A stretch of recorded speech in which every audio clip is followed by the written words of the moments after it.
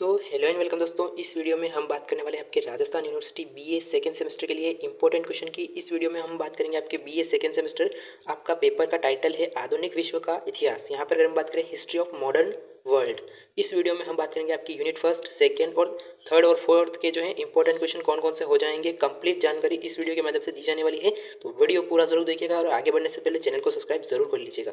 यहाँ पर अगर हम बात करें, अगर आपको ये पीडीएफ चाहिए तो टेलीग्राम चैनल को ज्वाइन कर सकते हैं, और अगर आपको इनके आंसर चाहिए तो वो भी आप कमेंट कर दीजिएगा, तो मैं इनका आंसर भी आपको प्रोवाइड करवा दूंगा।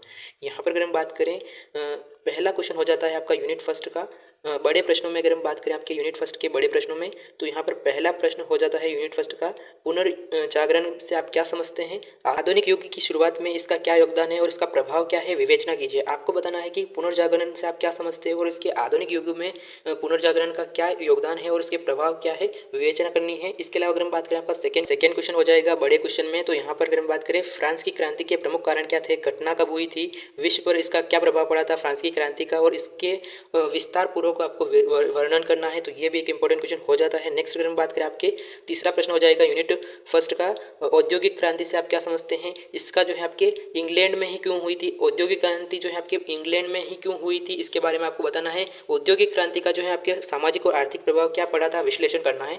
ये जो है आपके बड़े प्रश्न हो जाएंगे यूनिट फर्स्ट के। इसके अलावा अगर हम बात करें यूनिट फर्स्ट के छोटे क्वेश्चन कौन कौन से हो जाएंगे, तो यहाँ पर अगर हम बात करें, अमेरिकी क्रांति के कारण और परिणाम लिखिए। इसके अलावा अगर हम बात करें, आपके नेपोलियन बोनापार्ट का उदय और पतन के क्या क्या कारण थे, इसके बारे में आपको डिस्कस करना है यूनिट फर्स्ट में छोटे प्रश्नों में। इसके अलावा अगर हम बात करें, आपके धार्मिक सुधार आंदोलन और प्रति सुधार आंदोलन क्या थे, इसके बारे में आपको बताना है, दोनों में अंतर क्या है, इसके बारे में आपको बताना है। इसके अलावा अगर हम बात करें, आपका यूनिट फर्स्ट का लास्ट क्वेश्चन हो जाएगा आपके सामंतवाद से पूंजीवाद में परिवर्तन किस प्रकार हुआ, इसके बारे में आपको बताना है। इसके अलावा अगर हम बात करें यहाँ पर सेकेंड यूनिट के इंपॉर्टेंट क्वेश्चन की, तो यहाँ पर अगर हम बात करें हिस्ट्री सेकेंड सेमेस्टर के लिए, यहाँ पर सेकेंड यूनिट हो जाएगी आपके, यहाँ पर स्क्रीन पर आप देख सकते हैं, दीर्घ लघुत्वात्मक प्रश्न में जर्मनी के राष्ट्रीय एकीकरण में बिस्मार्क की भूमिका का आलोचनात्मक मूल्यांकन कीजिए, और उसकी जो है रक्त और लौह की नीति तथा उसकी सिंधी प्रणाली पर सिंधी प्रणाली को आपको समझाना है। तो ये जो है आपका इंपॉर्टेंट क्वेश्चन हो जाता है। इसके अलावा अगर हम बात करें, आपके यूनिट सेकेंड का सेकेंड क्वेश्चन हो जाएगा दीर्घ लघुत्तरात्मक प्रश्न में।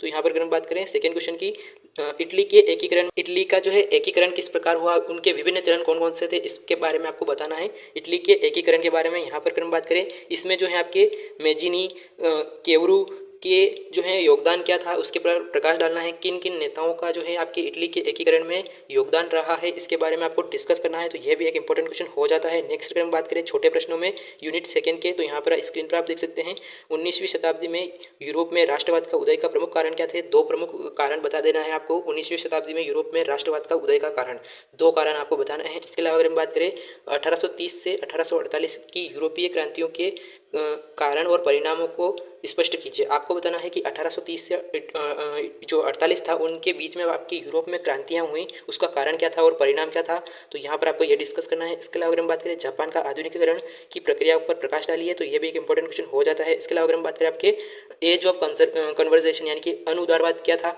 अनुदारवादी युग क्या था, इसके बारे में आपको डिस्कस करना है।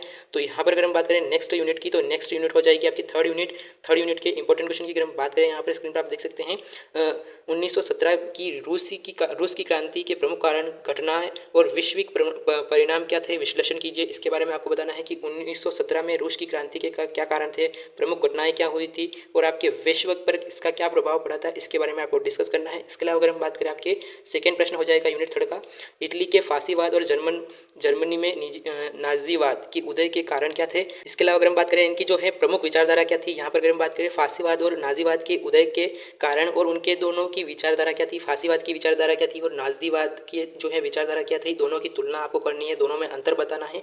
यहाँ पर अगर हम बात करें यूनिट थर्ड के छोटे छोटे प्रश्न की, तो साम्राज्यवाद और उपनिवेशवाद के विकास का कारण क्या था और यहाँ पर दोनों में अंतर क्या है, आपको बताना है कि साम्राज्यवाद क्या है और उपनिवेशवाद क्या है, दोनों में क्या अंतर है, यहाँ पर आपको ये डिस्कस करना है। इसके अलावा अगर हम बात करें, आपके चीन में 1911 में चीन की क्रांति क्या है, और अगर हम बात करें सेन की सिद्धांत क्या है, इसके बारे में आपको डिस्कस करना है। इसके अलावा अगर हम बात करें 1929 में जो है आपकी आर्थिक महामंदी आई थी, महामंदी जो आपकी आई थी 1929 में, उसके कारण क्या थे, प्रभाव क्या था, इसके बारे में आपको डिस्कस करना है। इसके अलावा अगर हम बात करें एशिया और अफ्रीका में यूरोप साम्राज्यवाद का स्वरूप क्या था, इसके बारे में आपको डिस्कस करना है। इसके अलावा अगर हम बात करें आपके इस क्वेश्चन में आपको बताना है कि फाजीवाद और नाजीवाद के बीच में दो प्रमुख समानताएं हैं, क्या थी, इन दोनों में अंतर क्या है। तो यहाँ पर अगर ये क्वेश्चन पढ़ोगे तो ये क्वेश्चन भी आपको आ जाएगा, इंपॉर्टेंट क्वेश्चन है इसलिए बता रहा हूँ। इसके अलावा अगर हम बात करें आपके यूनिट फोर्थ का, तो यूनिट फोर्थ के क्वेश्चन इंपॉर्टेंट क्वेश्चन यहाँ पर देख सकते हैं। यूनिट फोर्थ का पहला क्वेश्चन हो जाएगा आपका द्वितीय विश्व युद्ध के उत्तरदायी कारण कौन कौन से थे। इसके अलावा अगर हम बात करें द्वितीय विश्व युद्ध में के जो दूरगामी परिणाम क्या थे, विस्तृत वर्णन कीजिए। इसके अलावा अगर हम बात करें सेकंड क्वेश्चन हो जाएगा आपका फोर्थ यूनिट का,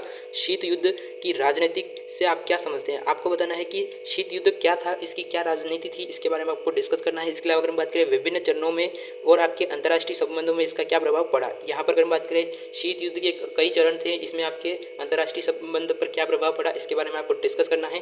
भारत पर क्या असर पड़ा शीत युद्ध का, इसके बारे में आपको डिस्कस करना है। इसके अलावा अगर हम बात करें आपके छोटे प्रश्न में हो जाएगा यूनिट फोर्थ का संयुक्त राष्ट्र संघ यानी कि आपके यूएनओ के उद्देश्य और आपकी उपलब्धियां और सीमाएं क्या है आपके यूनाइटेड नेशन की। इसके अलावा अगर हम बात करें 1949 में आपके चीनी क्रांति का नेतृत्व किसने किया था और इसके प्रमुख दो परिणाम क्या थे, इसके बारे में आपको डिस्कस करना है। इसके अलावा अगर हम बात करें आपके अमेरिका में जो है नागरिक अधिकार आंदोलन यानी कि आपके सिविल राइट मूवमेंट में मार्टिन लूथर किंग और आपके मेलकम की क्या भूमिका है, इसके बारे में आपको डिस्कस करना है। तो ये भी इंपॉर्टेंट क्वेश्चन हो जाता है। इसके अलावा अगर हम बात करें आपके वुमन मूवमेंट यानी कि आपके महिला आंदोलन के प्रमुख मुद्दे कौन कौन से हैं, बहस कौन कौन सी हैं महिला आंदोलन के बारे में। इसके अलावा अगर हम बात करें शीत युद्ध के बाद में विश्व की क्या व्यवस्था थी, यहाँ पर अगर हम बात करें शीत युद्ध जो हुआ था उसके बाद वर्ल्ड ऑर्डर क्या है, इसके बारे में आपको देखना है।